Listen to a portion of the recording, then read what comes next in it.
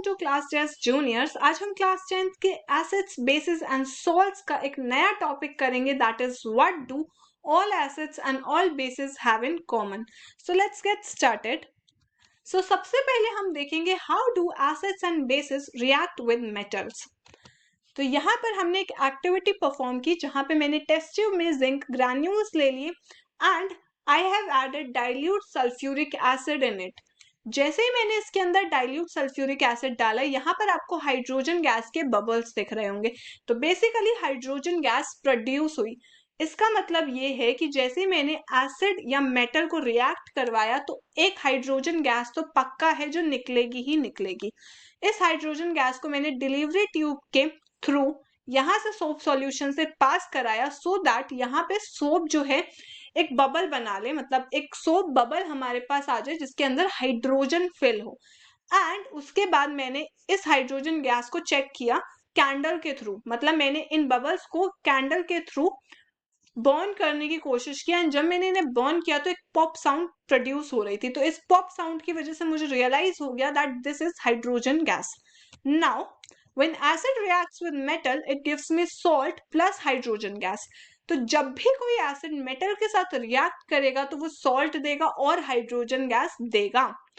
तो इसका मतलब ये है कि चाहे कोई भी एसिड हो, मतलब हर एसिड हाइड्रोजन गैस निकालेगा, जनरेट करेगा जब भी it reacts with metal. So basically all acids generate hydrogen gas on reacting with metals. So hydrogen seems to be common to all acids. कुछ तो कॉमन होगा ना एसिड में कि हाइड्रोजन गैस निकल ही रही है। There should be something common between acids, that is why we are getting hydrogen gas here. Now let's see an example of base. When a metal react with base, it gives me a salt and it gives me hydrogen gas. That means there should be something because of which this hydrogen gas is getting. Now, what do all acids and all bases have in common? Now, let's see an experiment to see what exactly all acids and all bases have in common. So, यहाँ पर हम एक activity perform करेंगे। इस activity में हमने किया क्या है एग्जैक्टली हमने यहाँ पर एक बीकर लिया है और इस बीकर के अंदर यहाँ पर HCl का सॉल्यूशन है। यहाँ पर क्या है? HCl का सॉल्यूशन है। एंड यहाँ पर मैंने पूरा बल्ब का सेटअप किया है, मतलब एक सर्किट का सेटअप किया है। एंड हमने क्या नोटिस किया कि ये एक्टिविटी हमने HCl के साथ परफॉर्म की, H2SO4 के साथ परफॉर्म की। इसके बाद मैंने ग्लूकोज लिया। Now you can see that HCl का फॉर्मूला ये है, H2SO4 का फॉर्मूला ये है। नाउ ग्लूकोज का formula is C6H12O6। Now what we have observed in this experiment is that HCl and H2SO4 के केस में ये बल्ब जो है ये ग्लो किया, बट ग्लूकोज के केस में ये बल्ब ग्लो नहीं किया। इसका मतलब यहाँ पर अगर बल्ब ग्लो कर रहा है that means there is a flow of electric current. Bulb का ग्लो करना क्या इंडिकेट कर रहा है? बल्ब का ग्लो करना ये इंडिकेट कर रहा है that there is a flow of electric current. Very obviously, क्योंकि इलेक्ट्रिक करंट का फ्लो नहीं होगा तो बल्ब जो है वो ग्लो नहीं करेगा। That means HCl and H2SO4 के केस में इलेक्ट्रिक करंट फ्लो हो रहा है। Now what is responsible, which factor is responsible for the flow of current in these two acids, but that is not responsible in glucose, whereas we can see that यहाँ पर भी H है, यहाँ पर भी H है और यहाँ पर भी हाइड्रोजन है। मतलब हाइड्रोजन तो मेरे तीनों के केस में। तो एग्जैक्टली हो क्या रहा है? Now what happening is that the electric current is carried through the acidic solutions by ions. Now what are ions? जब HCl ब्रेक डाउन कर रहा है तो वो हमें H प्लस दे रहा है और Cl माइनस दे रहा है। H plus is my cation and Cl minus is my anion. Cl minus is basically chlorine and H plus is basically hydrogen ion. This hydrogen ion is responsible for the flow of electric current. the cation present in acid, that is the H plus present in ions or acid, is responsible for the flow of electric current, and this H plus which is present in acids are responsible for their acidic properties. H plus जो acid में present है वही हमारे acid की acidic properties के लिए responsible होता है. नाउ वेयर एज C6H12O6 पानी के अंदर इस टाइप में ब्रेक डाउन नहीं होगा कि वो हमें कटायन में H प्लस दे. वेयर एज अगर मैं H2SO4 देखूं तो H2SO4 कैसे ब्रेक डाउन होगा, वो हमें देगा 2H plus plus SO4 2 minus. तो यहाँ मेरे पास हाइड्रोजन आयंस आ गए, and hydrogen ions, that means cations, are responsible for the flow of electric current, and that is why the bulb glows. That is why the bulb glows. Now we are now comfortable and we know that why the bulb glow, and the glow of bulb indicates that there is a flow of electric current, and the electric current is flowing because of this cation. Now let's do the same activity with base in the presence of H2O. ये जो in the presence of H2O है, this is very important both in acid and bases. Like it is very important in acid and bases both, and इसका reason हम अभी देखेंगे. सबसे पहले हम देखते हैं बेस एग्जैक्टली क्या हमें प्रॉपर्टी दिखाता है. सो बेस कैटायन देता है Na प्लस एंड एनायन देता है OH minus. Now let's see in the further slide how it will help in the glowing of bulb. So what happens to an acid or a base in a water solution? Do acid produce ion only in aqueous solution? क्या acid ions जो H plus ions और Cl minus ions acid ने produce किए थे वो सिर्फ aqueous solution में ही produce करेगा? Now let's test this. Let's test this. So this is my activity. I have taken sodium chloride and यहाँ पर मैं ड्रॉपर से ड्रॉप बाय ड्रॉप, अगर आप नोटिस करो तो ड्रॉप बाय ड्रॉप मैंने H2SO4 डालना शुरू किया. नाउ अब आप यहाँ क्या नोटिस करोगे कि जैसे ही मैंने इसमें ड्रॉप बाय ड्रॉप डाला, what you will notice here is that यहाँ पर ड्राई HCl गैस निकलेगी. क्या निकलेगी? Dry HCl gas. इस HCl गैस को मैंने डिलीवरी ट्यूब से कलेक्ट किया और ये मैंने इसे लिटमस पेपर से चेक किया कि क्या ये एसिड है. जब मैंने इसे लिटमस पेपर से चेक किया तो blue litmus paper red litmus paper में चेंज नहीं हुआ. दैट मीन्स क्या ड्राई HCl गैस बेस है? Is it a base? और अगर ये बेस नहीं है तो इसने लिटमस पेपर का कलर क्यों नहीं चेंज किया? इस एक्सपेरिमेंट ने हमें ये क्लियर कर दिया दैट जो हाइड्रोजन आयंस एक एसिड से निकलते हैं वो सिर्फ और सिर्फ पानी के प्रेजेंस में निकलेंगे, क्योंकि जैसे हमने ड्राई HCl गैस को लिटमस पेपर पर चेक किया हमने नोटिस किया दैट वो लिटमस पेपर का कलर चेंज नहीं हुआ. ये ड्राई था इस वजह से चेंज नहीं हुआ. अगर यही पानी में होता या फिर ये एक सॉल्यूशन फॉर्म में होता, एक एक्वस सॉल्यूशन फॉर्म में होता तो लिटमस पेपर का कलर डेफिनेटली चेंज होता, बट बिकॉज ये ड्राई था इसलिए चेंज नहीं हुआ. एंड इस एक्सपेरिमेंट से हमें क्लियर हो गया है कि हाइड्रोजन आयंस एक एसिड में से सिर्फ तभी प्रोड्यूस होते जब वो पानी के प्रेजेंस में होता है. Now the separation of H plus ion from HCl molecules cannot occur in the absence of water.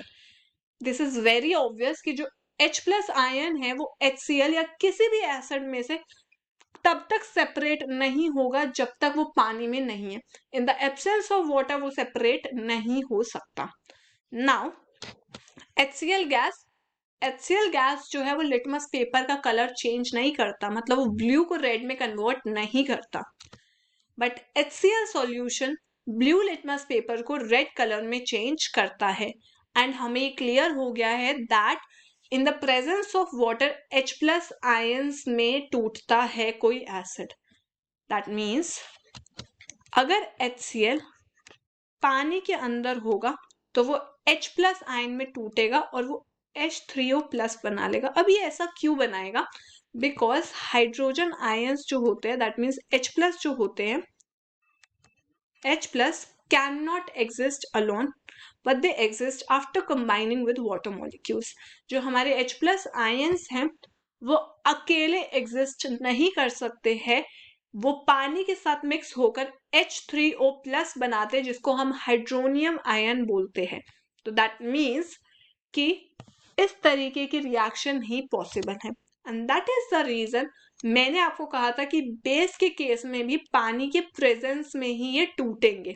और पानी के प्रेजेंस में हमारा मॉलिक्यूल बन जाता है एंड हमारा आयन बनता है, that is H3O, which was responsible for the flow of electricity. Now, bases generate hydroxide ions in water. Basis अगर आपने देखा हो, ये पानी के प्रेजेंस में Na+ दे रहा है और OH- दे रहा है। सो बेसिस क्या देते हैं? हाइड्रोक्साइड आयंस देते हैं पानी के प्रेजेंस में। Bases which are soluble in water are called alkalis. ऐसे बेसिस जो पानी के अंदर घुल जाते हैं, उस टाइप के बेसिस को एल्कलीज कहते हैं। Now people tend to confuse कि bases को ही alkali भी बोलते हैं, तो they interchangeably use bases and alkalis, but alkalis are bases which are soluble in water. So this can be a question कि alkali क्या होता है? तो you just have to write that bases which are soluble in water are called alkalis.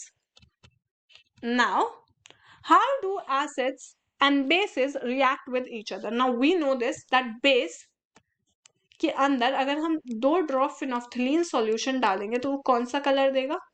वो हमें देगा pink colour. वो क्या दे देगा हमें? Pink colour.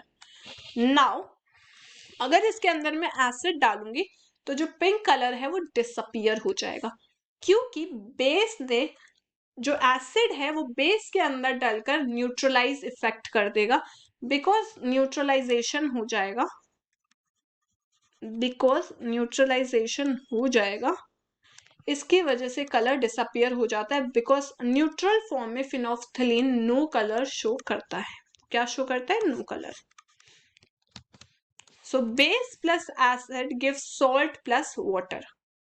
जब कोई बेस और एसिड रिएक्ट करता है तो हमें सॉल्ट और वाटर मिलता है। अब इस इक्वेशन को या ये जो रिएक्शन है इसको हम थोड़ा डिटेल में पढ़ते हैं। तो NaOH is my base, HCl is my acid which is giving me NaCl which is a salt and water. Now what is happening? ये है मेरे पास H+ आयन और ये मेरे पास है X आयन। जैसे Cl है, H2SO4 के केस में SO4 2- है, हर केस में हमारे पास एक X आयन है। यहाँ पर एक मेरे पास है हाइड्रोक्साइड आयन और M+, जैसे इस केस में Na+ है ना। होता क्या है, ये जो X और M है ये आपस में रिएक्ट करके MX बनाते हैं, एंड ये जो H और OH है ये आपस में रिएक्ट करके पानी बनाते हैं। And that is the reason base when reacts with acid gives salt and water. Now, what happens when water is mixed with acid or base? Now this is my water. I added few drops of concentrated H2SO4. So what will happen? It will be a very highly exothermic reaction.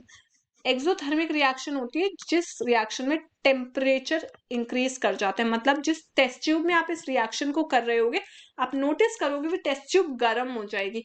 Exothermic होता है जिसके अंदर heat release हुई है, जिस reaction की वजह से हीट रिलीज हुई है उस रिएक्शंस को हम एक्सोथर्मिक रिएक्शंस कहते हैं।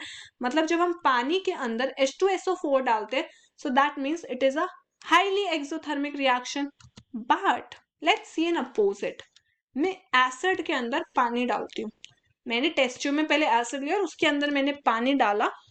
अब क्या होगा? हीट जो जनरेट होगी वो उस लेवल की हीट जनरेट हो जाएगी जिसकी वजह से आपकी टेस्ट ट्यूब फट भी सकती है, एंड वो पूरा मिक्सचर इस तरीके से स्प्लैश आउट होगा कि वो आपके फेस को, कपड़ों को, हाथों को बर्न भी कर सकता है। तो कभी भी एसिड के अंदर पानी नहीं डालते। हमेशा टेस्ट ट्यूब में पानी लेते हैं और ड्रॉप बाय ड्रॉप करके हम एसिड डालते हैं। हम इसका उल्टा कभी भी नहीं करते हैं। एंड इस केस में भी हम क्या करते हैं कि एसिड जब भी हम डाल रहे हैं पानी के अंदर तो हम धीरे धीरे डालते हैं विद कॉन्स्टेंट स्टिरिंग, हम मिलाते रहते हैं कॉन्स्टेंटली उसको। Always remember this, never add water in acid. कभी भी एसिड टेस्ट ट्यूब में लेके उसके अंदर वाटर ऐड नहीं करना है, अदरवाइज इस लेवल की हीट जनरेट हो सकती है जो कि आपको बहुत ज्यादा बर्न्स दे सकती है। So never do this. Now let's understand the concept of dilution. Now dilution का कॉन्सेप्ट ना बहुत सिंपल है, आप इसे डे टू डे लाइफ से रिलेट कर सकते हो। लेट्स सपोज आप मिल्क लो और मिल्क के अंदर पानी ऐड कर दो, तो जैसे आप मिल्क के अंदर पानी ऐड करोगे, मान लीजिए ये 1 लीटर मिल्क था और आपने इसके अंदर 1 लीटर पानी ऐड कर दिया। अब जो ये सॉल्यूशन बनेगा ये 2 लीटर बनेगा, लेकिन इस 2 लीटर सॉल्यूशन में प्रोटीन्स कितने होंगे? इसके अंदर जो प्रोटीन्स होंगे, मान लीजिए यहाँ पर जो मिल्क के अंदर प्रोटीन्स थे वो x थे, बट इस 2 लीटर के अंदर जो प्रोटीन्स होंगे वो x होंगे। बट 2 लीटर के अकॉर्डिंग तो इसके अंदर प्रोटीन्स 2x होने चाहिए थे, बिकॉज 1 लीटर में अगर प्रोटीन x है तो 2 लीटर के अंदर प्रोटीन्स 2x होने चाहिए थे, वेरी ऑब्वियस। बट क्योंकि इसके अंदर हमने पानी ऐड किया तो प्रोटीन्स कितने, अभी भी x है। तो एक तरीके से 2 लीटर के अंदर भी उतना ही प्रोटीन है जितना 1 लीटर के अंदर है। अब इसी कॉन्सेप्ट को अब हम एसिड में यूज करेंगे। तो यहाँ पर अब हम मिल्क की जगह क्या लेंगे? हम मिल्क की जगह लेंगे एसिड और बेस। मान लीजिए आपने एसिड और बेस लिया और इसके अंदर आपने पानी डाल दिया। वैसे तो आपको हमेशा उल्टा करना है ना, पानी के अंदर एसिड और बेस डालना है, बट यहाँ पे हम एक कॉन्सेप्ट समझ रहे हैं। अब इस एसिड का एक टेंडेंसी होगा कि ये लेट्स सपोज H+ आयंस जो रिलीज करेगा वो कुछ X रिलीज करेगा। बट क्योंकि हमने इसके अंदर और पानी डाल दिया, लेट्स सपोज ये 1 लीटर का सॉल्यूशन था, इसके अंदर मैंने और 1 लीटर पानी डाल दिया, तो अब जो सॉल्यूशन है वो है तो 2 लीटर, लेकिन वो अब भी कितने आयंस ही प्रोड्यूस करेगा? X ही आयंस प्रोड्यूस कर पाएगा।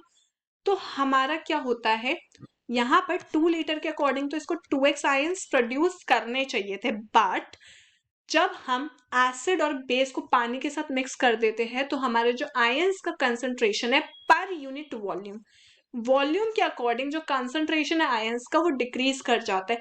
क्योंकि 1 लीटर में अगर x है तो 2 लीटर में 2x होना चाहिए था, बट अभी भी x ही है। अब क्योंकि ये डिक्रीज कर गया, H+ आयंस जो है कुछ amount of H+ ions he acid निकाल सकते हैं।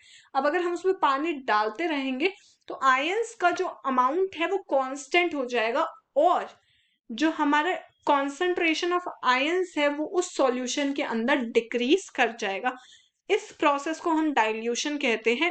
एंड हम जब भी एक एसिड के अंदर या पानी के अंदर एसिड डालते, जो सॉल्यूशन हमें मिलता है वो एक डाइल्यूटेड सॉल्यूशन मिलता है। नाउ कंसंट्रेटेड सॉल्यूशन क्या होता है? जिसके अंदर हमारे पास एसिड ज्यादा होता है एंड पानी कम हो, या पानी उतना हो कि कॉन्सेंट्रेशन ऑफ आयंस मेंटेन रहे। ये नहीं कि हम पानी डाले जा रहे हैं। लेट्स सपोज मैंने यहाँ पर लिया एक 1 लीटर का पानी लिया और इसके अंदर मैंने x amount of acid add किया। अब मैंने एक और 1 लीटर लिया और इसमें से लेट्स सपोज मैंने ये पूरा सॉल्यूशन लेट्स सपोज 1 लीटर ही बना। अब मान लीजिए इसमें से 100 ml मैंने इसमें डाल दिया, तो अब आप ये सोचो कि इस बीकर में जो एसिड होगा उसका अमाउंट या उसका हाइड्रोजन आयंस का कॉन्सेंट्रेशन कितना कम हो चुका होगा, क्योंकि अब इसके अंदर पानी कितना ज्यादा, इस 100 ml में भी एसिड्स की क्वांटिटी कितनी है वो भी तो आपको देखनी है। तो इस वजह से कॉन्सेंट्रेशन ऑफ आयंस डिक्रीज कर जाते हैं। Now, let's see some questions that why do HCl, HNO3, etc. show acidic characters in aqueous solution while solution of compounds like alcohol and glucose do not show acidic character? इसे हमने बहुत detail में पढ़ा था कि ऐसा क्यों हुआ था। ऐसा हुआ था H+ आयंस की रिलीज की वजह से। H+ आयन जब पानी में रिलीज होता है इसकी वजह से हमें पता चल जाता है कि वो कंपाउंड एसिडिक है या नॉन एसिडिक है. सो that means release of H plus ion in water will make a compound acidic और नॉन एसिडिक. अब अगर पानी के प्रेजेंस में कोई compound H plus ion release कर रहा है तो वो एसिडिक कैरेक्टरिस्टिक्स शो करता है. वेयर एज ग्लूकोज और अल्कोहल पानी में डिसोसिएट होके H प्लस आयन्स नहीं देते, इस वजह से वो नॉन एसिडिक कैरेक्टरिस्टिक्स दिखाते हैं. एंड HCl एंड HNO3 जब पानी में टूटते हैं तो वो हमें क्या दिखाते हैं, वो हमें दिखाते हैं एसिडिक कैरेक्टरिस्टिक्स बिकॉज वो H प्लस आयन्स हमें देते हैं. Now why do an aqueous solution of an acid conduct electricity? क्यों aqueous solution एक एसिड का इलेक्ट्रिसिटी कंडक्ट करता है, हमें पता है क्योंकि हमारे पास आयंस आ जाते हैं. हमारे पास क्या आ जाते हैं, हमारे पास लेट्स सपोज एक एसिड है, उस एसिड की वजह से हमारे पास H प्लस आयंस आ जाते हैं. These H plus ions are charged particles. These are charged particles. These charged particles are responsible for the flow of current and that is why the bulb glows. So इसीलिए क्योंकि ये H plus ions क्या है, charged particles है. Now let's see the next question. Why does dry HCl gas not change the color of the dry litmus paper? Now ये हमें पता है कि HCl या कोई भी एसिड पानी की प्रेजेंस के बिना, एब्सेंस ऑफ वाटर में H प्लस आयंस नहीं देगा. क्योंकि ये H प्लस आयंस नहीं देगा, जो भी कंपाउंड H प्लस आयंस नहीं रिलीज करते वो एसिडिक कैरेक्टरिस्टिक्स नहीं दिखाते, वो क्या हो जाते हैं, नॉन एसिडिक हो जाते हैं. इस वजह से ड्राई HCl गैस क्योंकि H प्लस आयंस नहीं रिलीज कर पाया, वो एक नॉन एसिडिक कैरेक्टरिस्टिक्स शो करने लगा एंड दैट इज वाई उसने लिटमस पेपर का कलर चेंज नहीं किया. Now let's see the next question, that is while diluting an acid, why is it recommended that the acid should be added to water and not water to the acid? ऐसा क्यों बोला जाता है कि पानी के अंदर एसिड डालना चाहिए बट एसिड के अंदर पानी नहीं डालना चाहिए? क्योंकि जब हम एसिड के अंदर पानी डालते हैं तो वो रिएक्शन बहुत ज्यादा एक्सोथर्मिक होती है, जिसके अंदर बहुत ज्यादा अमाउंट ऑफ हीट रिलीज होती है, जिसकी वजह से जो पूरा मिक्सचर है वो स्प्लैश आउट कर सकता है, आपके फेस पे आके लग सकता है, आपको बर्न्स दे सकता है, या फिर वो पर्टिकुलर टेस्ट जो फट भी सकता है.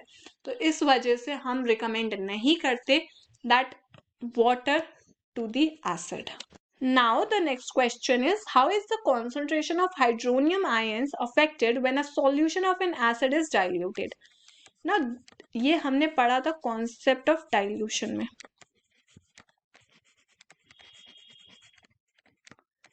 कि एक एसिड के अंदर फिक्स्ड अमाउंट ऑफ आयंस ही होते हैं, कॉन्सेंट्रेशन जो होती है वो फिक्स होती है, मतलब H प्लस आयंस फिक्स होते हैं. तो अगर आप पानी बढ़ाते जाओगे, अगर वाटर इंक्रीज करते जाओगे तो हाइड्रोनियम आयन आपके कॉन्सेंट्रेशन जो है हाइड्रोनियम आयंस की पर यूनिट वॉल्यूम डिक्रीज हो जाएगी. तो ये हमने ऑलरेडी पढ़ लिया था कॉन्सेप्ट ऑफ डाइल्यूशन में. The next question is, how is the concentration of hydroxide ions affected when excess base is dissolved in a solution of sodium hydroxide? किस तरीके से हमारे हाइड्रोक्साइड आयंस का कॉन्सेंट्रेशन अफेक्ट होता है? अगर हम सोडियम हाइड्रोक्साइड के अंदर बेस डालते रहेंगे, अगर हम सोडियम हाइड्रोक्साइड के अंदर बेस ऐड करते रहेंगे तो इससे क्या होगा, OH माइनस की कॉन्सेंट्रेशन बढ़ेगी. लेकिन एक पॉइंट ऐसा आ जाएगा जब हमारा सैचुरेशन पॉइंट आ जाएगा. क्या आ जाएगा, सैचुरेशन पॉइंट. इस सैचुरेशन पॉइंट के बाद अगर आप और बेस डालोगे तो आपकी हाइड्रोक्साइड आयंस नहीं बढ़ेंगे, आपके हाइड्रोक्साइड आयंस का कॉन्सेंट्रेशन वहीं पर सैचुरेट हो जाएगा. तो ये होता है जब हम हाइड्रोक्साइड आयंस डालते हैं, मतलब जब हम एक्सेस बेस डाल देते हैं तो एक सैचुरेशन पॉइंट आ जाता है. आफ्टर दैट सैचुरेशन पॉइंट अगर हम और बेस डालते हैं तो उससे कोई इफेक्ट नहीं पड़ता है हाइड्रोक्साइड आयंस के कॉन्सेंट्रेशन पर. तो आज का हमने बहुत इंपॉर्टेंट टॉपिक अपना खत्म कर लिया है, that what do all acids and all bases have in common. अगर आपको वीडियो पसंद आया हो तो प्लीज वीडियो को लाइक कीजिएगा and thank you for watching the video.